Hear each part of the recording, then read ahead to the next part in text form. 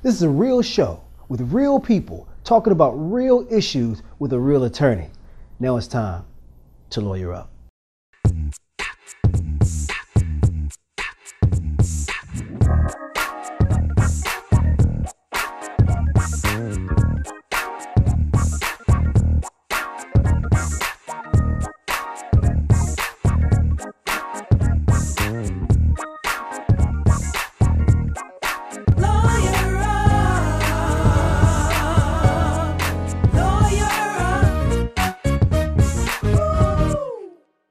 Ladies and gentlemen, let me tell you, I hate family law. So many people called me when I first came into the law business. Look, can you tell me about my mama, cousin, sister, brother, uncle? They want to get this toast from 1975. I hate family law. So we had to find some way to address so many of these issues. People ask me about child support. People ask me about what to do about getting a divorce, child custody. I don't know anything about that. I did go to child support court one time. I got tricked. Another lawyer asked me to do him a favor and said, look, Mr. Clemons, I know you can handle this. You're an excellent attorney. Go take care of this one little matter in child support court. Once I went there, I vowed I will never go back again. So we're going to have someone who knows a lot more about family law than me. We're going to have a very seasoned family law attorney come in here and let you know the ins and outs of family law.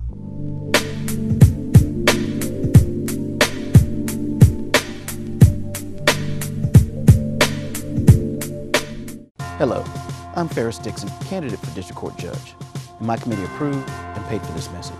Ferris Dixon brings experience, fairness, and integrity to the courtroom. With 22 years of legal experience and 15 years as an assistant district attorney, he's more than qualified, and he's a graduate of Duke University and the UNC at Chapel Hill School of Law. Elect Ferris Dixon for District Court Judge. Make Dixon your decision. I'm Ferris Dixon, and I'm asking for your support and vote. Hey baby, look, I know it's 12 o'clock, but look, I got to have a theme. I got to make sure they understand how serious this case is. Man, I just got to have a theme. I got to have a theme. I just got to have a theme. I got to have a theme. Got to have a theme. We know that a bad thing has happened to my client, and he does not deserve it. But ladies and gentlemen of the jury, your verdict. Your verdict, your verdict, your verdict can make it right, can make it right.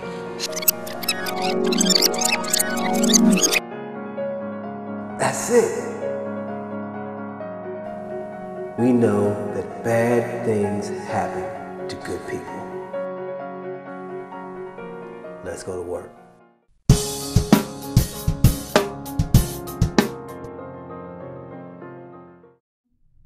Welcome to Lawyer Up. We're here today with Attorney Jacinta Jones, and we're talking about a topic that I really do not like. We're going to talk about family law. Now, everyone knows that I do primarily criminal law and I do personal injury and civil rights, but I do not like family law at all. I don't like arguing about the mama's cousins, but we have someone that knows a lot about that. People ask me about these things all the time. So what I found we had to do, we had to get someone to know about it, and we have none other than Ms. Jacinta Jones. How you doing, Ms. Jones? I'm good. How are you? I'm doing well. Now, tell me a little bit about yourself. I mean, where you from and where you went to school, all that good stuff. Okay. Well, I am originally from Bethel, North Carolina. Bethel, okay. My family grew up in Martin County, so I'm an Eastern North Carolina girl. I went to high school at North Pitt with you, Mr. Clemons. I went to college at Carolina with you, Mr. Clemons. And I went to law school at Central after you, Mr. Clemons. And so, yeah, so since then, I have been practicing family law here in the eastern part of the state for the past 2 years. Well, look, family law is a topic that is wide. It covers a lot of stuff. And it's a lot of things that people just don't know in regards to family law. People come and ask me questions such as about divorce. They ask me questions about child support. They ask me questions about adoption, legal separation. Let's kind of start with some of the basic questions right now, because I can't answer all that stuff. So look, if you are trying to get divorced, what are some things that you need to be thinking about when you on a general divorce? I mean, do you need a lawyer for a divorce? I mean, what has to happen for a divorce? Tell us a little bit about divorce. I think the main thing that people need to know about divorces here in the state of North Carolina is that you have to be physically separated from each other for a year and a day before you can file. I mean, a year and a day. Yes, so you have to be separated for a year, but you cannot file for the year anniversary. You have to file the day after. See, I would already So messed you have up to on be somebody's separated case for right there. 366 days before you can file. Now, what does it mean? I mean, help us out with the separation. I mean, look, I left you, but I had to go back and get my shoes, and I had to go back the next day because I still forgot my other sock. Is that still separation, or what? Or I ain't got rent, but I'm gonna move into my other room, and we ain't sleeping in the same bed. Is that separation? What does it mean to actually be separated for a year? Well, it depends on the type of separation that you're seeking.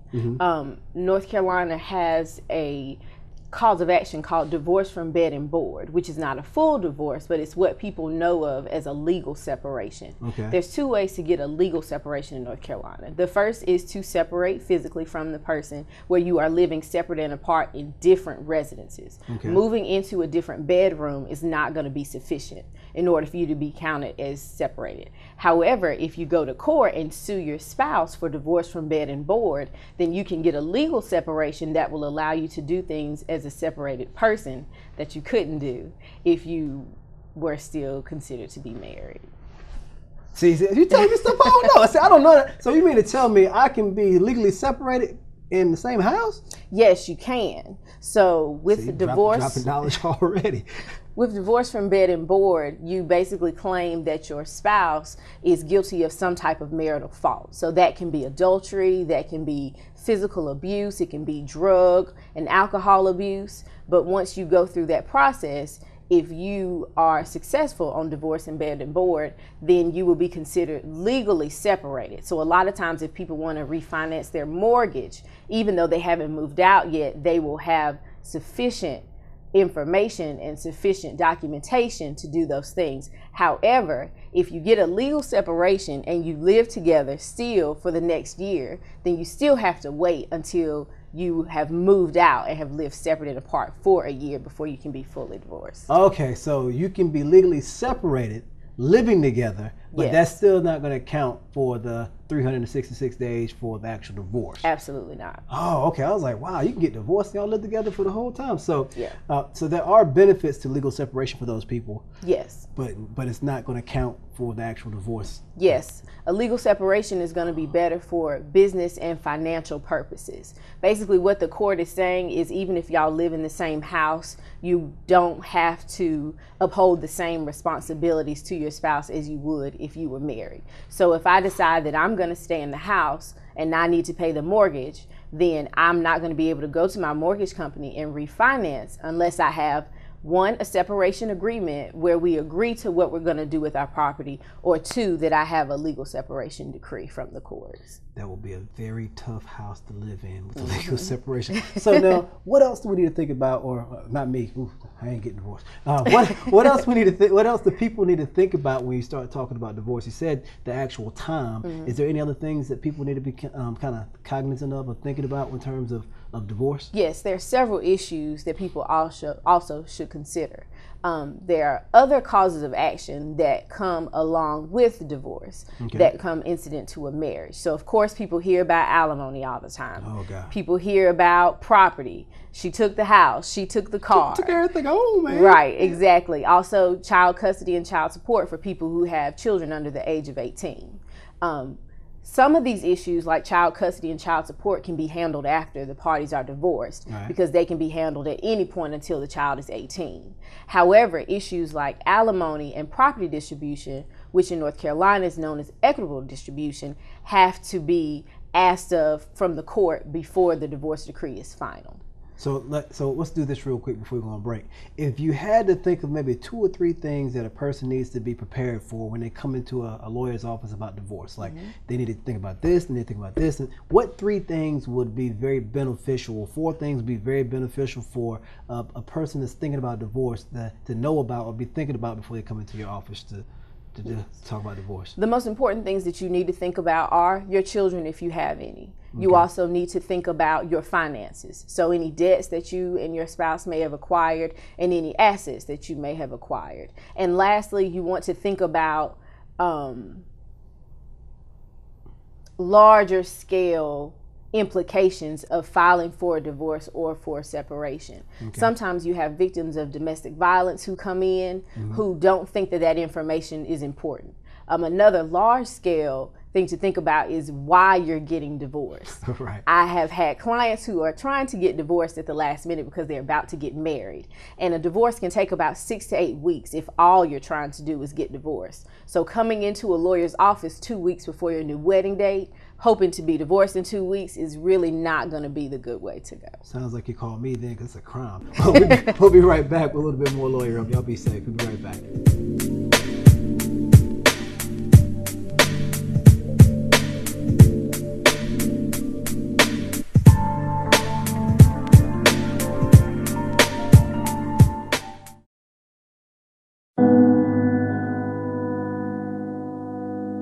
In the game of life, we have many challenges. Sometimes our opponent thinks that they have us beaten. Check. Sometimes they think they have us exactly where they want us. But then, we make the right strategic move.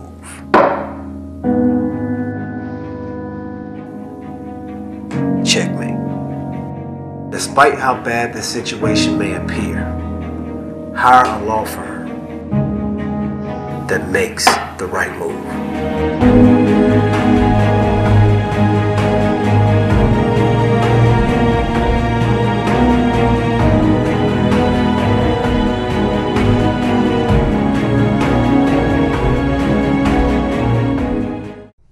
Look, we're back with Lawyer Up with Ms. Jacinta Jones, who is dropping some major knowledge. I knew none of this stuff is bad. Look, Mr. Jones, look, we've heard a lot of people talk about, how men get treated unfairly in this system, that if a man gets divorced, he gonna lose everything. If a woman gets divorced, they get everything. You know the old adage, it's cheaper to keep her. Y'all heard about that.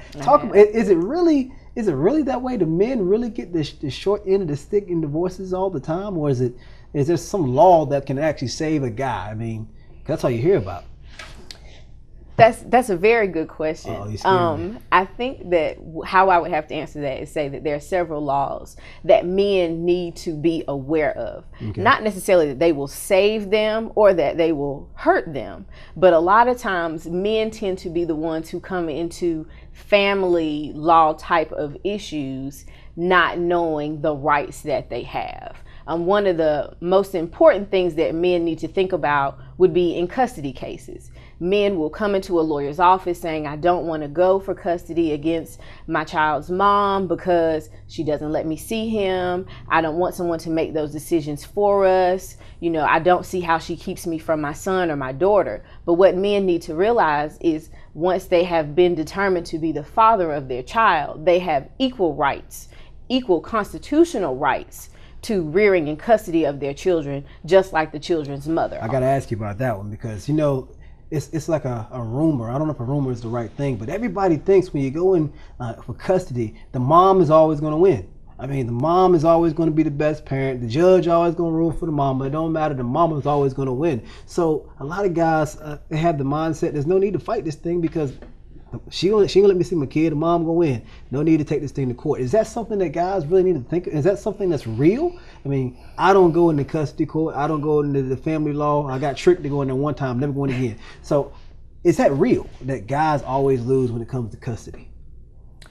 Several years ago, several states had what we call a presumption, which is kind of like a general rule that said during the tender years or the years of a child's life, probably from about birth to about 7 or 8, that it would be best for a child to be with their mother. However, almost all of the states have abolished that rule. So now what the courts look at is what we consider to be the best interest of the child. So it's not necessarily that the court is going to say the children need to stay with mom because they've been with mom. Mm-hmm. However, what men need to realize when they go into custody situations and child support situations at the same time is that what the court is going to look at is the type of time that you have been spending with your child. And they also will take into serious consideration whether or not your mother of your children has allowed you to see your children. Okay. So if the argument on the mom side would be that, well, he's never tried to see these children, but the dad can show, I've called, I've texted, I've tried to go to their schools and see them, that's going to help them, because there's also something known as parental alienation. So if you can show that your ex-spouse or your children's mother has been doing something to keep you from your children, that will help you in the long run and hurt them. All right, look, so that's the thing that's so scary to me. What can you do if your baby's mother or your wife or whatever is not allowing you to see your kids? I hear guys, she ain't let me see my kids, man. I don't want to pay all this child support. She ain't let me see my kid. I want to see my baby. I don't want to pay money to don't see my. What can these guys do when this situation occurs? I mean, a lot of them feel helpless. They got to pay money and they don't even get to see their child. What can they do in that situation? The first thing that men need to recognize, and I actually don't want to limit this to men, child support is based on whichever parent has custody. Child support can also be based on someone who is not a parent who has custody. Oh, stop. You mean to tell me women can pay child support? Women can pay child support. If the child lives with their father, or if the child lives with a grandparent and the grandparent sues for child support, then a woman can be liable for child support just like a man. You just said something else. Hold on, a grandparent can get child support? Yes, I think that's something that we see very often. Wow. A lot of times you may have parents who, for some reason or another, leave their children with their grandparents or leave their children with some other family member. And one thing people need to think about are children in foster care. If a parent has a child removed from the home and they are placed in a kinship placement, which would be with a relative with DSS supervising, or in foster care with DSS, then they will more than likely be liable for child support to the state because they don't have custody of their children. Wow, so that means I could actually, well, not me, but someone, make sure we get that right, someone actually could pay child support to someone that is not their, I guess, the baby's mother or baby's father. It could be like the cousin. Absolutely, absolutely. What child support looks at is who has physical custody of a child. And child support is a separate issue from child custody. That's why a lot of times you may have a woman who will go to child support and say that my child's father is not supporting him, I need money. But you may also have an issue where the child has been living with the father. But if the father has not taken any steps to preserve that for himself, then it's going to be an uphill battle. Wait, we're going to talk about that issue. Well, we're going to be right back with more Lawyer Up.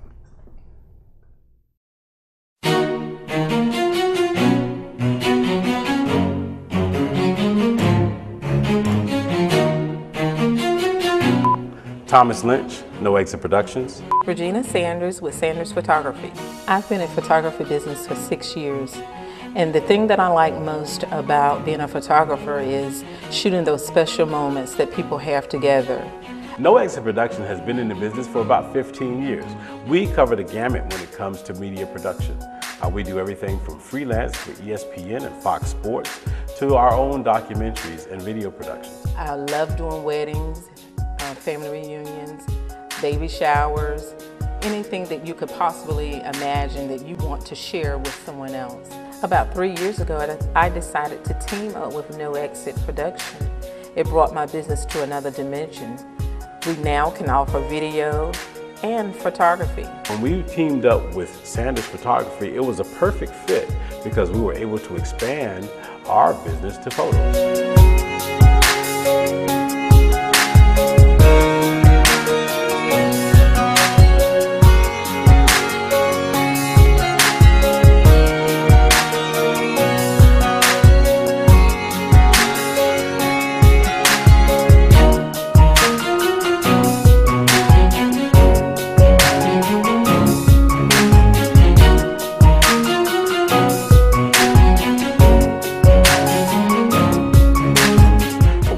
You can log on to www.officialnxp.com. Contact Regina Sanders at 252-717-0486 or Thomas Lynch at 252-714-8249.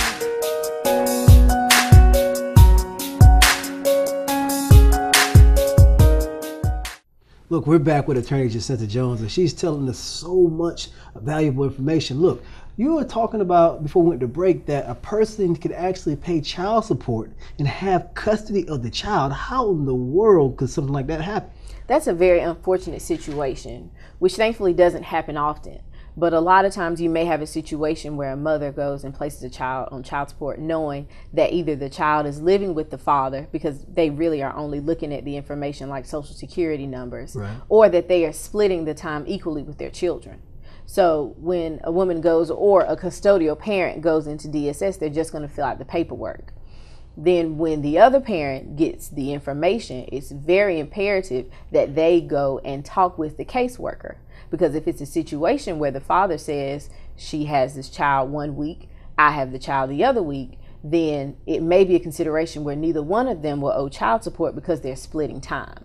But if the non-custodial parent or the alleged non-custodial parent never goes to talk to the caseworker, then they could be out of luck. Wow. I think it's very important for people to consider that whether it's child support, child custody, or any other legal element, that you are by law required to have a certain amount of time to respond to any paperwork. Let me ask you about this paperwork, because people come in my office all the time, especially before you came to the office. They brought paperwork for child support or paperwork for some type of family law issue, and I'm like, hey, this isn't for me. How important is it to actually know how to respond to this paperwork and actually respond to it? I mean, you said something that could, like, you can lose a case based upon that. I mean, how important is the paperwork? Because I don't really know about the family law paperwork which you get. How important is that paperwork and things of that nature in family law cases? It's very important.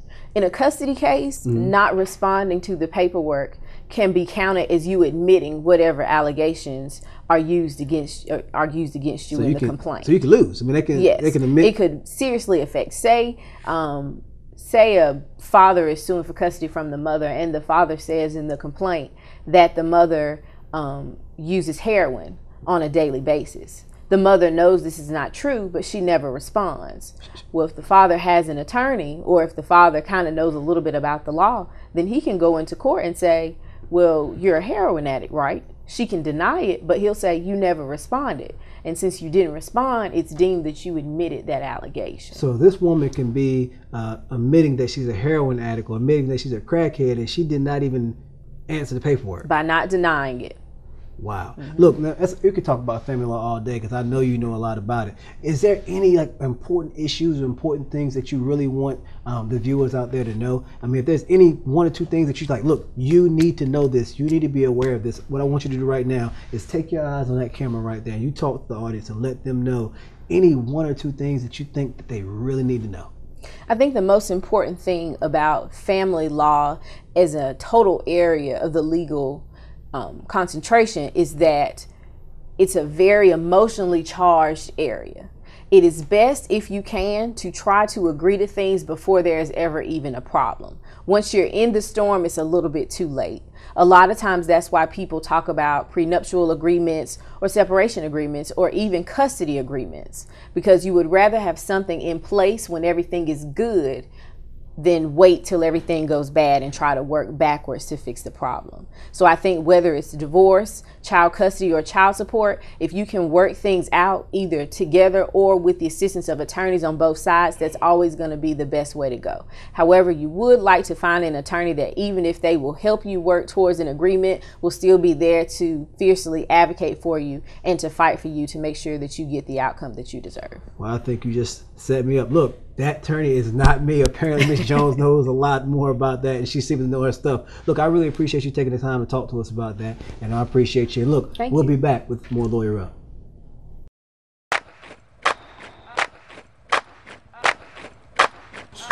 Hard work, work. Hard work, work. Hard work, work. That's what you say. Hard work, work, work. Earn my pay. Hard work, work. Hard work, do it every day. Hard work, work. Get up out of 2:45. Hard work, work. Ready to go and earn my pay. Hard work, work. Put the boots on and lace them up.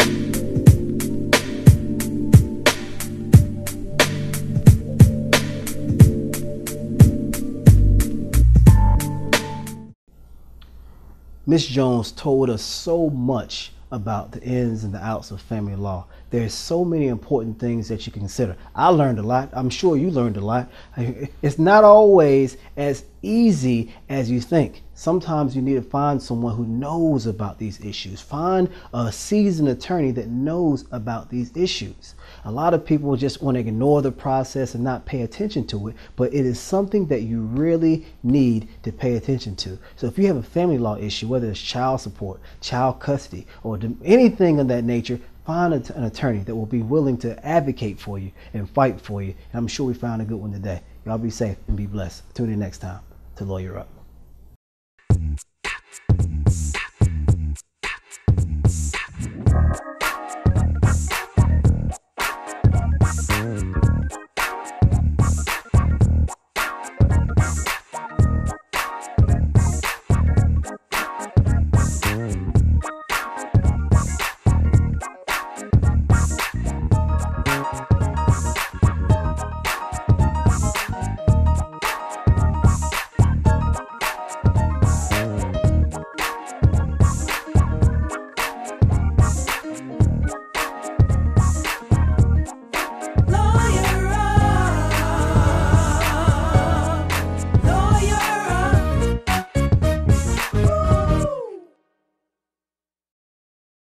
Hello, I'm Ferris Dixon, candidate for District Court Judge, and my committee approved and paid for this message. Ferris Dixon brings experience, fairness, and integrity to the courtroom. With 22 years of legal experience and 15 years as an assistant district attorney, he's more than qualified, and he's a graduate of Duke University and the UNC at Chapel Hill School of Law. Elect Ferris Dixon for District Court Judge. Make Dixon your decision. I'm Ferris Dixon, and I'm asking for your support and vote.